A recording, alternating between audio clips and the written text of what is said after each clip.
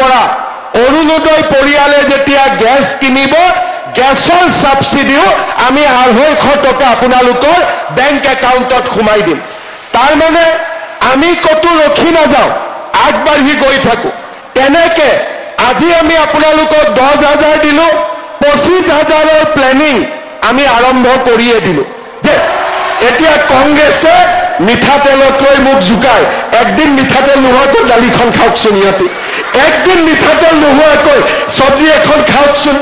তাৰ মানে মই এইটোৱে বুজিলো যে এই কংগ্ৰেছৰ মানুহবিলাকক তেওঁলোকৰ মাকে সৰুতে চিনি পাইছিল যে ই আগত গৈ কংগ্ৰেছে হ'ব সেইকাৰণে তাৰ জ্বৰ উঠিলেও তাক তেলেদি কেতিয়াও মালিচ নকৰিছিলে সিহঁতে আগতে মাকেতো চিনিয়ে পায় মাকেতো কোন বাচ্চা কি হ'ব আগতে বুজি পায় গতিকে মাকে বুজি পালে যে ই ডাঙৰ হয় ডাক্তৰ ইঞ্জিনিয়াৰ নহয় ই ডাঙৰ হয় কংগ্ৰেছীয়ে হ'ব সেইকাৰণে তাক তেওঁলোকক কেতিয়াও মিঠাতেলেদি মালিচ কৰা নাছিলে যে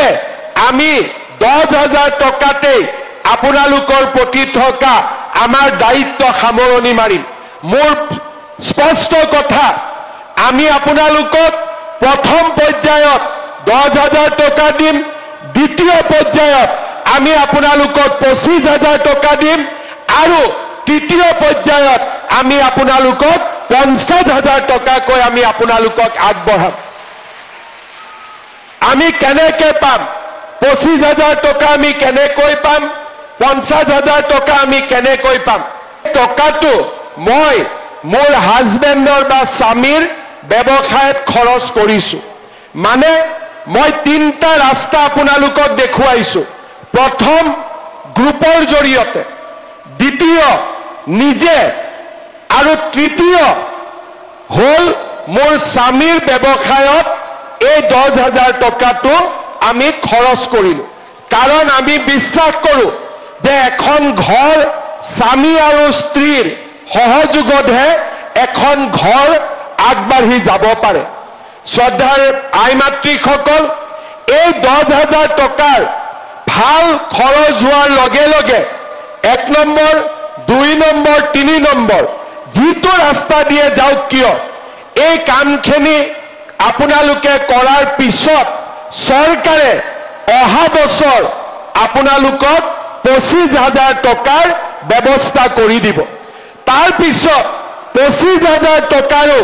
যেতিয়া ভাল খৰচ হ'ব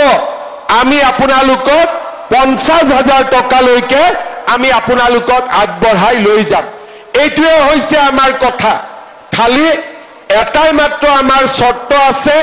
সৰু চৰ্ত যে আজি আমাৰ সন্তান 3টা দ্বিতীয় ইনষ্টলমেন্ট লোৱাৰ আগতে 4টা হৈ গ'ল তেতিয়াহ'লে আমি সেই মহিলাক আমি টকা নিদিও কাৰণ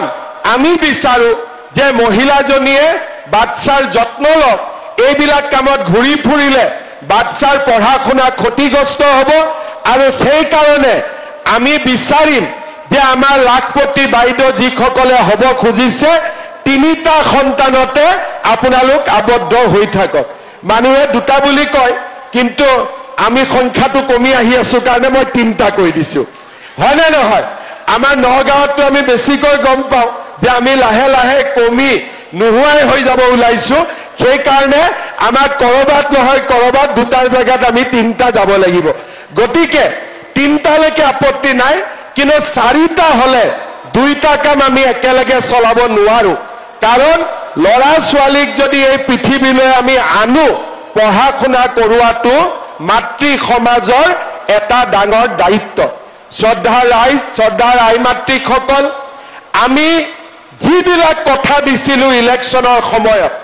আমি সব কথা ৰাখিছো এটা কথা নাই যি কথা আমি ৰখা নাই আজি যেতিয়া ইলেকশ্যন হৈছিল অৰুণোদয় আঁচনি যেতিয়া আমি আৰম্ভ কৰিছিলো তেতিয়া কংগ্ৰেছে কৈছিল যে নহয় এইবিলাক আঁচনি ইলেকশ্যনৰ পিছত বন্ধ হৈ যাব বন্ধটো নহলে 830 টকা 1,000 হল 1,000 1250 টকা হল এতিয়া আমি ঠিক কৰিছো জানুৱাৰী মাহৰ পৰা অৰুণোদয় পৰিয়ালে যেতিয়া গেছ কিনিব গেছৰ সাবসিডিও আমি 250 টকা আপোনালোকৰ বেংক একাউণ্টত সোমাই দিম তাৰ মানে আমি কতো ৰখি নাযাওঁ আগবাঢ়ি গৈ থাকো তেনেকে আজি আমি আপোনালোকক 10,000 দিলো 25,000ৰ প্লেনিং আমি আৰম্ভ কৰিয়ে দিলো যে কেনেকে আমি 25,000 টকা আগলৈকে গৈ আমি আপোনালোকক দিব পাৰো আমাৰ লক্ষ্য কি আমাৰ লক্ষ্য হল মহিলাসকলে যাতে ঘৰখন চলাবলৈ বহুত বেছি কষ্ট কৰিবলগীয়া নহয় আজি আমি মোদী ডাঙৰীয়াই আমাক বিনামূলীয়াকৈ চাউল দিয়ে কিমান আমাৰ কষ্ট কমি যায় যোনে মূল্য বুজি নাপায় তাক বুজাই লাভ নাই কিন্তু অসমত 67 লাখ পৰিয়ালে 67 লাখ পৰিয়ালে প্ৰত্যেক মাহত ৰেচনৰ দোকানত গৈ ষ্টাম্প লগাই পেলাই চাউল লৈ আহে আৰু তাৰ পৰা আমি বুজি পাওঁ যে সেইখিনি চাউলে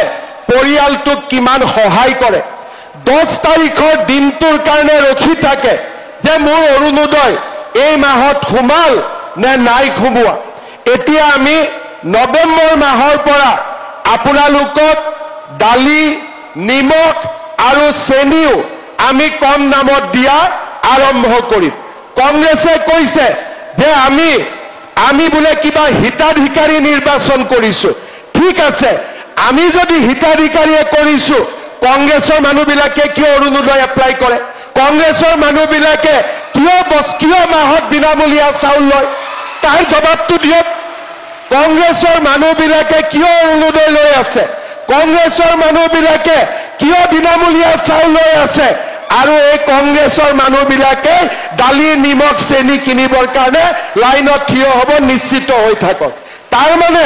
কংগ্ৰেছে লৈ থাকিব লাগে আমি বিজেপি খিনিয়ে ল'ব নালাগে কংগ্ৰেছৰ কথাটো হ'ল সেইটো কিন্তু আমি কংগ্ৰেছকো দিছো বিজেপিকো দিছো আমি দুখীয়া আৰু ধনীৰ পাৰ্থক্য আমি বিচাৰ কৰা নাই এজনে ক'লে যে মিঠাতেল দিব নালাগে তেতিয়া মই ক'লো সৰুতেতো মোৰ জ্বৰ হ'লে মায়েতো মিঠাতেল গৰম কৰিয়ে ভৰি তলত মালিচ কৰিছিলে কৰে নে নাই আপোনালোকে কৰে নে নাই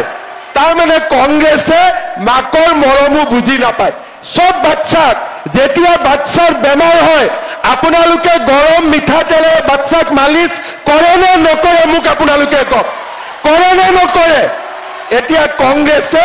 মিঠাতেলতকৈ মোক জুকায় একদিন মিঠাতেল নোহোৱাকৈ দালিখন খাওকচোন ইহঁতি একদিন মিঠাতেল নোহোৱাকৈ চব্জি এখন খাওকচোন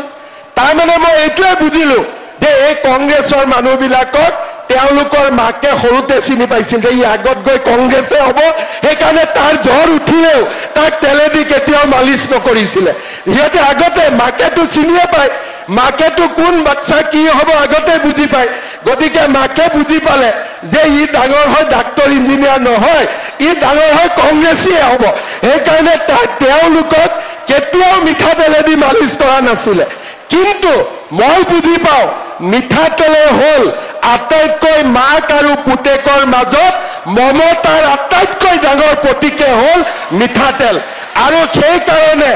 আমি যিহেতু আমাৰ মায়ে আমাক মিঠাতেল মালিচ কৰাই ডাঙৰ কৰিছিলে সেইকাৰণে আমি মাৰ মৰম বুজি পাওঁ মই ঠিক কৈছো নে নাই কওক মই ঠিক কৈছো নে নাই কওক এতিয়া আপোনালোকে কওক চাউল কম দামত দিম দালি কম দামত দিম নিমখ কম দামত দিম মিঠাতেলো কম দামত দিব লাগে নে নালাগে লাগে নে নালাগে